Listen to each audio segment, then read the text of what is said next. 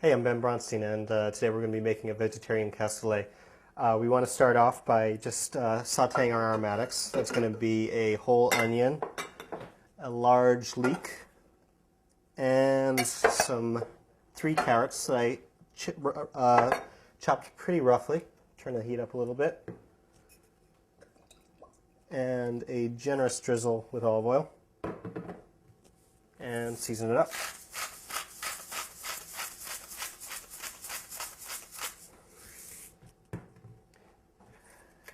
You want to be pretty aggressive with your seasoning early on because there's going to be a lot of ingredients going on later, and it's a lot harder to figure out the right amount of seasoning after you have a big stew going on.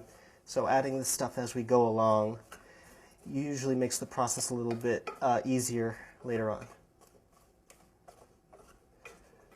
Alright, so our aromatics have given up a little bit of moisture. They're soft now. I'm going to go ahead and add all the garlic. This is about 4 cloves. If you really like garlic, add more. I was pretty generous though. Just stir that in. Maybe go for another 5 minutes with the sweat, just until you start to smell the garlic and you feel like it's going to give its flavor nicely to the tomatoes and the beans that we're going to be adding soon. So, about 5 minutes. Alright, so we got a little saute going on our vegetables. And we're about to add the tomatoes, but before I do, I just like to add a little bit of vinegar with a little bit of water. You can also add some red or white wine. I'm using cherry vinegar just because I like it. Anything with a little bit of acidity is fine, and really not much. You'd be surprised how little you need to taste it in the final dish. I'm just going to scrape along the bottom if there's any little bits that are stuck. And now I'm going to add 1 smaller can of tomatoes. And I'm going to stir that in, just kind of get everything integrated, get the tomatoes surrounding everything. And then I'm going to add the beans. I have some tomato paste on the side, which we'll see if we need it later. Now the beans I've soaked overnight, so they're pretty soft, but definitely need some cooking. Definitely use dried beans, which really have some integrity to them. They'll hold up over a long stewing. If you use canned beans, they're probably going to turn into mush. So I'm just going to stir this all together, and I can tell right now I didn't even use all my beans, and there's a little bit too much bean to tomato for my preference. I've seen some cassoulets that actually are mostly bean, you can barely see any tomato, and this would actually be pretty close to that ratio I've seen. But I like it just a little bit more tomatoey, and I think that when I thicken it later, the tomatoiness really helps out. So I'm just going to add maybe 3, maybe 4 tablespoonfuls full of tomato paste. And I can already tell this is starting to get to be a really nice consistency. Alright, so right now this is a little bit thick, so I'm just going to add a little bit of stock. You could just use water, would be fine. Vegetable stock if you want to keep the whole thing vegetarian. Chicken stock is fine too. Really anything you want. So I'm liking this consistency. Now let's just make sure everything's nice and seasoned.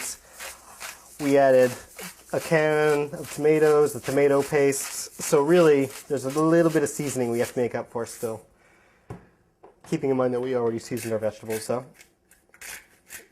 I'm going to put this in a 300-degree preheated oven. It's going to be in for about an hour to 2 hours. It really depends from cassoulet to cassoulet, mostly on how soaked your beans are, how soft they are. Really, the freshness of the beans affects a lot how long they're going to take to cook. So taste it as you go. Make sure you like how it is, and it's all about the consistency that you like. So I don't want to tell you an exact amount.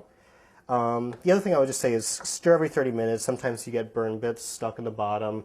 Add a little liquid if you feel like it's starting to evaporate a little bit, but do what feels right.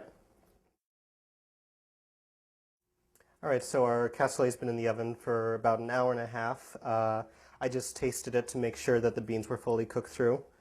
I added some liquid in once also because it was starting to look a little bit thick, so this is kind of the consistency you're looking for. It's pretty thick now, but it's going to really start to get really rich once we add the breadcrumbs.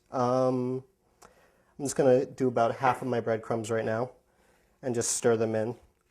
It's really going to start to thicken up from the breadcrumbs absorbing all the liquid. So I'm not sure, you know, it depends on how toasty my breadcrumbs are, how much liquid I have in the pot, but I think I'm going to add just a little bit more. And this is really more of a matter of taste, so if you don't really want that much of it, if you like a more soupy consistency, add it how you like it. And these are just breadcrumbs from day-old bread that I toasted the other day, just in a dry pan, real easy. And get that in. Kind of level out the surface a little bit, and I'm going to start tiling on the bread. So I've cut these guys on an axis, and I've kind of done an angle cut along the side so I can tile these on top of each other pretty nicely. So I'm actually going to kind of put these in straight down, and I'm putting this angle down first, and that way these guys pile up on top of each other pretty perfectly. Alright, so that looks pretty good. I think that's about all I can fit. So I'm just going to press these guys down a little bit more and brush them with olive oil.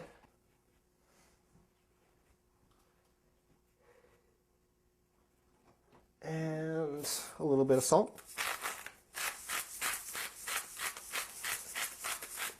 And missing a little bit right here.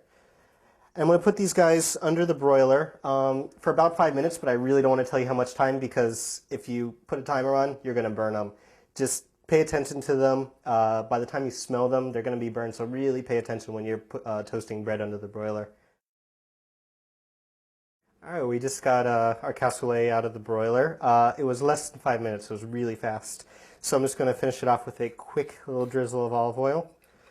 And we got some parsley. And when I like to eat this, I like to take a piece of the bread and scoop on as much of the cassoulet underneath on top of the bread, and you got like a really nice crunchy end, and then you got the really soupy end on top. So that's the cassoulet.